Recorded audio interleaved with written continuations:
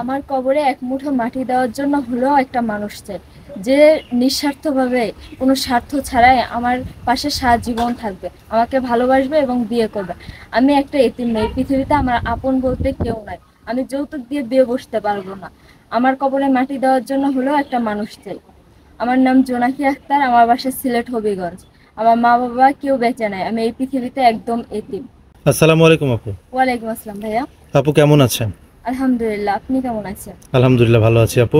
আচ্ছা আপু, আপনার বাড়ি কোথায় এবং আপনার বয়স কত একটু বলবেন? হ্যাঁ, আমার বাসা সিলেট হবিগঞ্জ, আর আমার বয়স 20 বছর। 20 বছর বয়স। জি। আচ্ছা, আপনি আমাদের অফ ক্যামেরায় বলেছিলেন যে আপনি একেবারে এতিম, আপনার ফ্যামিলিতে কেউ নেই। জি না। আবার অন ক্যামেরায় বললেন যে আপনাকে মাটি দেওয়ার জন্য হলে একজন মানুষ চাই। জি ভাইয়া। মূলত আপনার ফ্যামিলিতে কেউ নেই, একেবারে এতিম আপনি, তাই তো? জি ভাইয়া। আচ্ছা, আপনি কেমন মানুষ চাচ্ছেন যে মানুষটা আপনাকে বিয়ে করবে বা আপনার দায়িত্ব নেবে, কেমন মানুষ? ভাইয়া, একজন নিঃস্বার্থ মানুষ চাই, এরকম একটা এতিম মেয়েকে যে ভালোবাসতে পারবে, কোনো স্বার্থ চাই, যে আমার পাশে থাকবে, আমি মারা গেলে যেন আমার কবরে এক মুঠো মাটি দিতে পারে। আমার তার কাছে কোনো কিছুই চাওয়ার নাই। শুধু একটা ভালো মনের মানুষ চাচ্ছেন, নিঃস্বার্থভাবে আপনাকে ভালোবাসবে, আপনাকে স্ত্রীর মর্যাদা দেবে। জি ভাইয়া। আচ্ছা, আপনার সাথে যোগাযোগ করবে কিভাবে? ভাইয়া, আপনাদের সাথে যোগাযোগ করলেই আমার খোঁজ পাবে। আমাদের সাথে যোগাযোগ করলেই জি পাবে। ভাইয়া।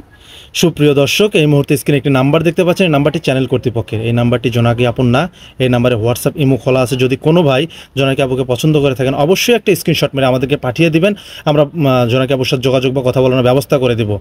কোনো ভাই অযথা ফোন কল করবেন না, আবারও বলছি, একটা ভয়েস করে আমাদেরকে পাঠিয়ে দিবেন। এই নাম্বারটি চ্যানেল কর্তৃপক্ষের, এই নাম্বারটি জোনাকি আপন না, আবারও বলছি, কোনো ভাই যদি অযথা ফোন কল করেন আমরা কিন্তু ব্লক করে দিতে বাধ্য হব। আচ্ছা আপু, নামাজ কালাম পড়া হয়তো? জি ভাইয়া, 5 ওয়াক্ত নামাজ পড়ি। 5 ওয়াক্ত নামাজ পড়েন? কোন সময় পড়তে পারেন তো? জি ভাইয়া। বিয়ে শাদী করার পরে যে মানুষটা আপনাকে নিঃস্বার্থভাবে বিয়ে করে ভালোবাসবে, তাকে ভালোবাসবেন তো? হ্যাঁ ভাই, তখন তো সে ছাড়া আমার পৃথিবীতে কেউ থাকবে না। সেই একমাত্র মানুষ থাকবে যে আজীবন আমার পাশে থাকবে, নিঃস্বার্থভাবে আমাকে ভালোবাসবে। তাকে ভালোবাসা এটা আমার কর্তব্য।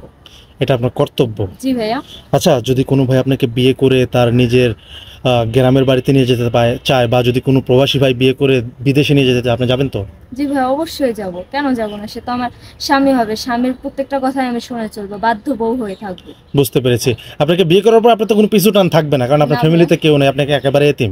জি যেখানে ভাইয়া, নিয়ে যাবে সেখানেই যাবেন। অবশ্যই। আচ্ছা, আপনাকে বিয়ে দেওয়ার পরে আমরা তো আবার কোনো ক্লেম বা কোনো আমাদের কোনো কিছু শুনতে হবে না যে আমি এইটা করে না ওইটা করে না, আমি আমার ফ্যামিলির সাথে খারাপ ব্যবহার করি, এগুলো তো শুনতে পারবো না, নাকি? না ভাইয়া, কখনোই শুনবেন না, আমার ব্যাপারে কোনো কথাই আপনারা শুনবেন না। যদি কোনো ভাই বিয়ে শাদী করে আপনাকে, ধরেন তার বউ চলে গেছে বা দুইটা বাচ্চা আছে, বা আপনাকে 3 নাম্বার বা 2 নাম্বার বউ বানাতে চায়, আপনি করবেন? অবশ্যই ভাইয়া।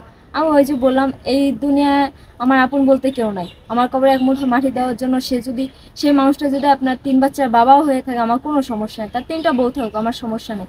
সে আমাকে স্ত্রীর মর্যাদা দিলেই হবে। শুধু স্ত্রীর মর্যাদা জি দিলেই ভাইয়া। হবে?